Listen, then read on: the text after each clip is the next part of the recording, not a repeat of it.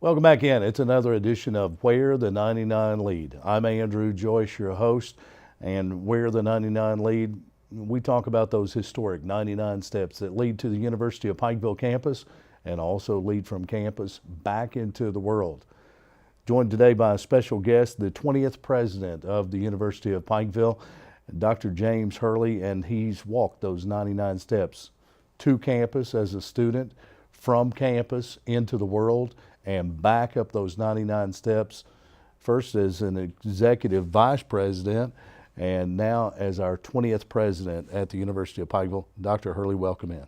Thank you, and it's an honor to serve as, and humbling to serve as the president of my alma mater. And also, don't forget, Andrew, that I played basketball here at the institution, and on an occasion, Coach Cutright would punish us and make us run those 99 steps. So I've walked and ran those 99 steps. For a lot of athletes at the University of Pikeville, then Pikeville College, those 99 steps are not something that are looked back upon as fondly as some of those that look at those with sentimental value and, oh, I love the 99. And those of us that have experienced those things, running the 99 is not a treat. That's true. But it is something that brings back memories. And as an athlete, I think most athletes that have ever spent time on the hill have run those as part of conditioning or as part of punishment. And I think some of the current athletes will be glad to know that President Hurley has experienced that same treatment as they have. How does it feel as an alum of Pikeville College to walk into the president's office that first time? What went through James Hurley's mind? More importantly, deeper in James Hurley's heart, in his emotional base, what were those feelings like? Well, it was very surreal, and it was just real humbling. July 1 came on a Monday, ironically, this year, and one of the things that I made very clear is that the governor was the president until the very last day. Sure. And that was important for me, it was important for him, but it was more important for this institution. And so I was very careful in making sure that I did not overstep my boundaries and try to push someone out. And so Governor and I are such good friends. I mean, he's one of my best friends in the world, and like a father figure to me. So that, I guess about 2 weeks prior to, we did a little bit of a reconstruct in the office, and so we were in transient, he and I both, and that worked out real well. It was just the history and the tradition of this institution. 124 years is a long time. Sure. For an alum to walk in that office as the president. So it was emotional, and but also once you're in and you sit down, it's time to go to work, and we have bills to pay and students to recruit and classes to start. So business as usual. And speaking of business as usual, it's become somewhat business as usual to announce record enrollment. Class has been in session now for a few weeks. UPike, again, another record enrollment this fall. I know that's something you're proud about. What's the atmosphere on the Hill like after another record enrollment and a new semester beginning? Well, it's amazing. It's incredible to see the excitement and enthusiasm that our students have on campus and our faculty and staff, and it's humbling to know that we have came so far in the last 4 years. When Governor and I arrived, I think we had less than 700 students, right around 625 full-time students. Sure. This year we're over 1,300. I think our last count was 13 full-time students. Right. And that's only full-time. Our total head count, including CICOM and our part-time, is over 2,300. So that's incredible. Sure. And so obviously that creates a level of excitement. My two sons and Tina and I obviously live on campus, and so it's exciting for my two sons when all of the students start moving back, because it's somewhat not as exciting in the summers when the college kids aren't here, and when they start moving back. Sure. They start getting more excited. Right. It energizes the entire Hill. It really does. And each year we've been able to maintain our freshman class somewhere between 390 and 425. So anytime you have 400 new freshmen, sure, and plus 100 new transfers each year, that level of newness and excitement and really them not knowing what's ahead. That's exciting, and to watch them and their parents separate. And so you've been there, Oh, yeah. Andrew, so you know. Yeah, I'm on both sides of the fence, and it's an emotional time. It's an exciting time in students' lives. They're taking that next step to becoming an adult, to becoming our next leaders and business leaders and our medical professionals that will take care of us in our old age. And it's an exciting time. When you and Governor Patton, former President Patton, arrived on campus, practically the same time, under 700 full-time students, I would imagine you knew most of their names. How tough is that now? It's getting more difficult, but we had every new student on our campus, at our home, at the President's home, last week, and we're very deliberate in learning the names. Sure. Of course, being involved in enrollment management at this institution will always be a critical aspect of the presidency. Enrollment matters. It makes up about 70% of our revenues each Sure. year. So it's important to know your clientele, to know your customer base, to know those students that are either choosing the University of Pikeville or considering the University of Pikeville. So it is important, but it is becoming more difficult, especially on the graduate and the KICOM side of things, because I don't have as much time to interact with those students. Sure. But we're trying really hard to make sure we know every face with every name. We're the 99 Lead. We talk all things regarding the University of Pikeville.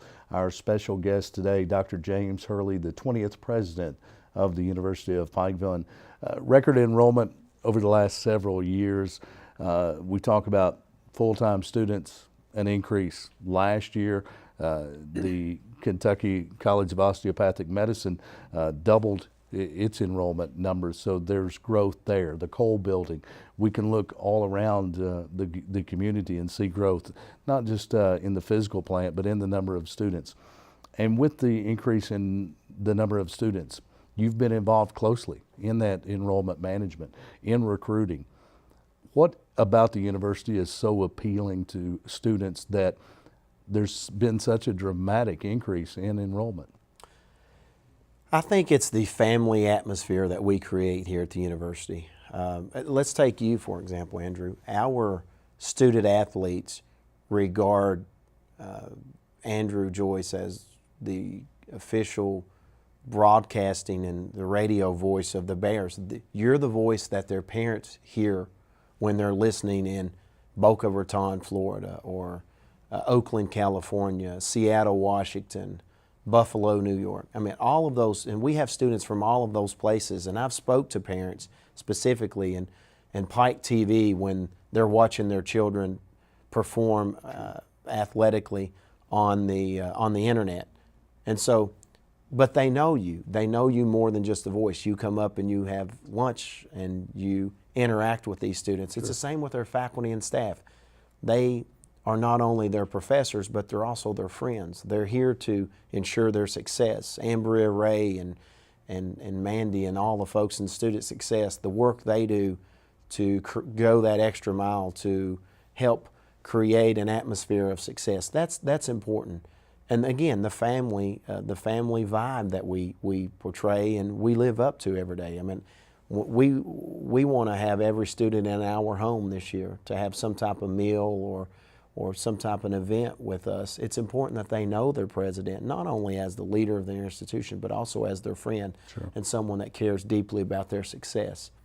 Our trustees, I mean, you can walk in our cafeteria on any given day and almost find at least one of our trustees here having lunch with either some of their constituents or with our students. Sure. And again, it goes back to that family, that intimate atmosphere that we try to create that is established to ensure their success. And a quality education that goes along with it. Historically, that has been the trademark of Pikeville College, now the University of Pikeville, is you can get a quality education in the mountains. Absolutely. Governor and I have often said in some of the speeches that we give across the state about the university, we would put our faculty and staff up against anyone's Sure. faculty and staff. We've had students transfer here from the University of Kentucky, from Morehead State, from EKU, from Centre College. We've had students that have literally said, the curriculum here is just as rigorous, if not more rigorous, than any institution I've been at or attended. And so that's important for us. CHICOM, I mean, we're nationally ranked among our medical schools. Our MBA program or degree will be cutting edge after the Coleman College of Business is established. So we feel really good about the educational value that we're distilling. This week, this year begins the university's 124th. Opening convocation was held last week. Jim and Linda Booth received honorary degrees. Mm-hmm. These are incredible East Kentucky people. Two very deserving individuals. And let's talk about their impact, not just on the university, but on the entire region. Jim and Linda Booth. Absolutely. Jim and Linda Booth are extraordinary people who, like you said earlier, Andrew, they're from the mountains. Sure. They have certainly been successful in the business sector in the mountains. They've made their wealth, if you will, in the mountains. Right. But they also give back to the mountains. I would say they have very few philanthropic endeavors outside of East Kentucky. Right. And that's incredibly important for folks to understand, that it takes people like Jim and Linda Booth investing in young people, investing in private institutions like the University of Pikeville. We do not receive state subsidies. We do not receive state funding for buildings, for scholarships. And all of those things we have to raise privately. That's why I'm away from home so much, is Sure. We're fundraising for every scholarship dollar we give out. We have to raise that money. And so people like Jim and Linda, Jim's been on our board for over 20 years. Linda serves on another institution's, a nonprofit institution's board. So they understand higher ed. They understand the importance of higher education. Both of them are college graduates. So again, it goes back to the importance of that college degree, that bachelor's degree, to ensure success. The bachelor's degree is the gold standard. Sure. It has replaced the high school diploma. Yeah. You step into the president's office following Governor Patton, and that's a story that he and I discussed many times, is when he was graduating high school, that was what the goal was of his parents, is to get that college education, when at that time a high school education is what many had. Right. His family could only afford one, and he was the one that went on to got that college education. He understood the importance of it. His family did, and that's what it's about. Jim and Linda Booth, they mean a lot to the region. They mean a lot to this university. What impact have they had on this university, and what impact can they have on this university? Well, you know, if you think from a job sector, Jim Booth and his companies, and I say companies because we all know Jim, he's involved in a lot of different endeavors and entities. They've created over 2,000 jobs. I mean, he has over 2,000 individuals employed, and that's incredible. Sure. That's an incredible feat in itself, when we are seeing so many jobs leave East Kentucky right now. Jim has been a wonderful supporter of the Cole Building. He's one of our primary sponsors and donors to establish the new Cole Building. They've been very generous in scholarships and setting up various scholarships for students across Martin County and all of East Kentucky. Linda is just a wonderful person that very much cares about the mission of this institution, which again is Christian based. I mean, we were founded upon Christian principles, and that's important. As long as this board's intact and I'm the leader of this institution, we will continue to enforce and reinforce those Christian values. And Linda's an incredible lady of faith, and Jim's an incredible man of faith, that they just get it. They understand what it takes to be successful, and they're so willing to share with young people. Indeed. In July, I guess it was your first official duty as president, you announced the opening of the Coleman College of Business in the former Academy building on the lower campus of the University of Pikeville. You also announced a significant gift. Let's talk about Berlin Coleman and the Coleman College of Business. What does it mean for you, Pike, the region, and the students in Central Appalachia with the establishment of the Coleman College of Business? Yeah, that was an incredible journey, if you will, to create the new Coleman College of Business. And we really started about, I guess, 8 to 9 months ago, laying the foundation. It's something that Governor wanted me to do, to allow me to establish my own platform, if you will. It was certainly my efforts, along with the board's efforts, and the city of Pikeville. Donovan Blackburn and I met well over a year ago to discuss the opportunity of the university gaining the academy building back. Sure. And we saw that as an opportunity to create some type of college. We're looking at maybe a college of health sciences, or a college of allied health, a college of education. And when it all came to what strategically made the most sense, we settled on the College of Business.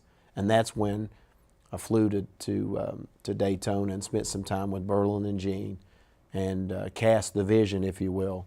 And Berlin was hesitant, as he's so humble. Berlin Coleman's the most humble individual you will ever meet. Indeed. He's an incredible man, a man that I love and I deeply care about, because he cares about this institution. He cares about this region. He's a wonderful Christian man, him and his wife, and they've raised a wonderful family here in East Kentucky. Again, it's a great example of someone that could live anywhere in the world. Sure. He's been blessed with business success, but he chooses to live here, even if, and his family is here. Even if he's gone a couple months a year, he's still here. Sure. And Berlin's, so Berlin agreed to allow us, everyone heard the story that I shared. Paul and I had a vote against Berlin. It was a three-man vote. We both voted for the Berlin Coleman College of Business, and Berlin voted against. Yes. He was certainly for the concept, but he wanted to use someone else's name. Again, it goes back to how humble he is. Right. But it's going to serve the business region at a level that we've really not been accustomed to in this region, because now they have their own facility and their own curriculum to really focus on the issues, the concerns, and the opportunities that certain business sectors create. And of course, with the MBA program, a natural fit for the Coleman College of Business in Pike County's oldest educational building, now returned to the University of Pikeville and being used in the field of education, the Coleman College of Business. Tremendous addition, re-addition to the University of Pikeville physical plant. Dr. Hurley, we talk about Scholar House. We've seen it. We drive by there. We've seen the construction and how fast moving that has been. What's the status of Scholar House?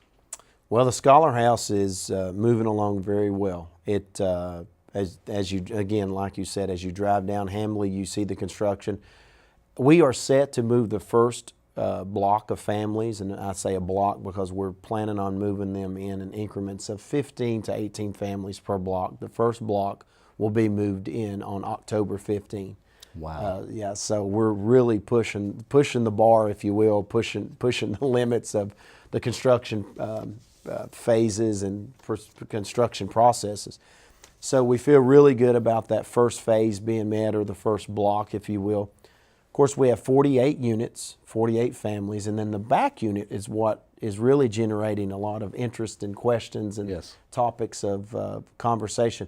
That's the Community Education Center. Yes. And it's an educational opportunity for any group or any entity that may want to have meetings in a certain area or a certain facility, and they may not have a place to meet. It was established for 501c3s or nonprofit organizations to have a place to go. It will have 2 incredible computer labs or resource centers. It will have classrooms. Of course, it will serve as the child care center that the YMCA will operate for the Scholar House. Right. But it will also have conference rooms for whatever. If EKB wanted to have a meeting with Pike TV and the University of Pikeville, and we needed a neutral site, if you will, the Scholar House provides that opportunity. And it also exposes individuals to the mission of the Scholar House, which is to break the cycle of poverty through families and education. And of course, Scholar House, it's a program developed for single parent families, and to provide educational opportunities and housing for those students. First Family's October. Yes, and we're excited too. I would like to announce that the personnel committee hired a young lady to as the first executive director. Her name is Samantha Rogers. She will be working very closely with Kay Hammond at the Appalachian Pregnancy Center, also the University of Pikeville. Sure. And they're currently enrolling that first group of students. So if anyone out there is interested in the Scholar House, either supporting the Scholar House, again, it's a 501c3. It is not supported financially by anyone other than themselves. So we are going to look for some sponsorships. We are going to look for folks that have an interest in helping financially create some solvency, some long-term solvency for the Scholar House. You can contact Samantha Rogers here at the University of Pikeville, and hopefully you can get her on and Kay as your guest sometime so they can better explain the process. I'm sure I will convolute it, but they can contact the University of Pikeville or contact the Appalachian Pregnancy Center. We will make sure that they get in contact with our new executive director. Absolutely, and we'll certainly make sure that that is booked very soon. It's a great program, and we'd like to draw as much attention to it as we can and offer it our full support. You're tuned to Where the 99 Lead. It's a program brought to you by the University of Pikeville. Special guest, Dr. James Hurley, the 20th president of the University of Pikeville. I know student athletes, a huge part of the University of Pikeville campus. More than 50% of students participate in extracurricular activities. UPike's football team got a big win last week. The home opener this week with Bluefield College at the Hamley Complex. Thursday night game at Hamley. Students still on campus, and we hope to have a great crowd there. But the Bears win over Moorhead. You immediately drew a smile, as I think everyone in our community did with that win, because third year of the Dudley Hilton era, hopes that this program would take that next step. What did the win over Moorhead do for the University of Pikeville? Well, anytime an NAIA school beats a Division I opponent in any sport, it's an incredible feat. Sure. And certainly in football.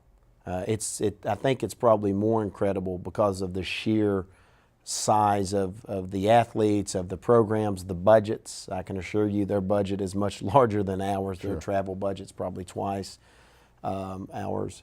And so it was an incredible feat. It proved that our football program is certainly on the right track, but more so it proved what this institution is truly about. Sure. We've always served as somewhat of an underdog institution because of our mission. We're an open enrollment institution, and I'm very proud of that mission. Sure. I'm very proud of our heritage.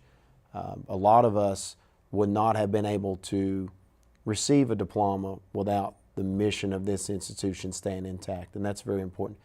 Dudley Hilton's doing a wonderful job. We knew that he was the right hire, and it takes time, as Coach Stoops is finding out at UK. Sure. It takes time to build a football program, and we were committed to giving him the right amount of time to build the program. And I think this was a huge win for him as the coach, but also the program in totality. Anytime you beat an institution of that magnitude, it puts you on the map. And I've had probably 100 emails, texts, and phone calls from folks out across the state calling and congratulating me and passing their best regards on to Coach Hilton and the football team. So that's important. Instant credibility. When the worldwide leader in sports, ESPN.com, you can click on Week 1 scores and see University of Pikeville 13, Moorhead State University 10. There's credibility that comes with that. It's a big win for the program, and I think for the players that are looking to take this program to the next level. I think that builds confidence and credibility, not just on campus, but here and across the Commonwealth and across the Central Appalachian region. Credibility there, and just happy for the players that they are able to experience that success. And I think this can be a springboard. Well, we had a pep rally that night before. And those players were confident. They told me, a lot of these young men looked me in the eye and they said, we can and we will beat Moorhead. Yes. We've got a fantastic team. things are different this year. I can tell you these young men seem to be very close. I mean, we talked about family early, but these young men really appear to have a family-like atmosphere and a family-like closeness that I've not seen since I've been here on a football program, and that's important. It's not only important in a football program, but it's important in the classroom. It's important in the study halls. It's important in the film room. It's important for all of our student athletes. But if you look at our athletic program as a whole, we're off to a great start. Soccer, the men's soccer team broke a very long streak of losses, and now they're gaining a reputation for being a very solid program. Our women's soccer, women's volleyball, academics. You know, last year our student athletes had a higher GPA than our non-student athletes. Sure. So again, that's an incredible testament to the faculty and staff and the student and the coaches. The home opener for the University of Pikeville Bears Thursday, Bluefield College at the Hambly Complex, 7 o'clock.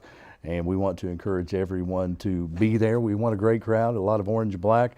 And if you're tuned in, perhaps on the internet, you'll be able to find that at piketv.com, live streaming video to those parents that are spread across the country and aren't able to be here. And we'll talk more about it later in the season, but Sporting News Magazine announced its preseason rankings, and the University of Pikeville men's basketball team, third in the nation preseason with 3 preseason All-Americans. Wow. It's going to be a great season for the University of Pikeville men's basketball team.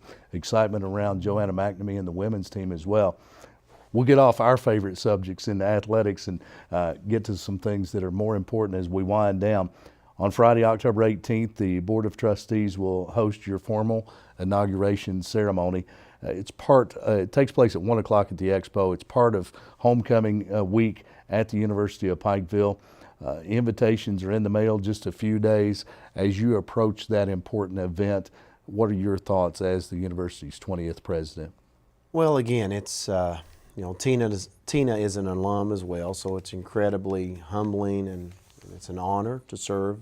This community is incredible. If you look at the small communities across the country, I think we have the most prosperous city and county, and maybe the nation right now. A lot of areas are really hurting because of the economy, and we've been blessed. A lot of that growth is because of the university, because of the hospital, and other various business entities out there. So it's special. Again, it's one of those customs that you have to get through. I certainly wanted our inauguration to be part of homecoming. Being the first alums, we felt like it was important to include our students and the community, because this community has been the backbone of this institution for so many years. And likewise, this institution is part of this community's backbone as well. They work hand in hand very well. Dr. James Hurley, 20th president of the University of Pikeville, congratulations. I know that we'll look forward to some great announcements forthcoming from the president's office, and we're proud of the growth and proud to see you in that president's office. We'll talk again soon. Thank you. Dr. James Hurley, the 20th president of the University of Pikeville, now in its 124th year serving the mountains of eastern Kentucky and central Appalachia. You've been tuned to Where the 99 Lead. I'm Andrew Joyce, your host. Where the 99 Lead, a program about the University of Pikeville, brought to you by the University of Pikeville, the leading university of central Appalachia.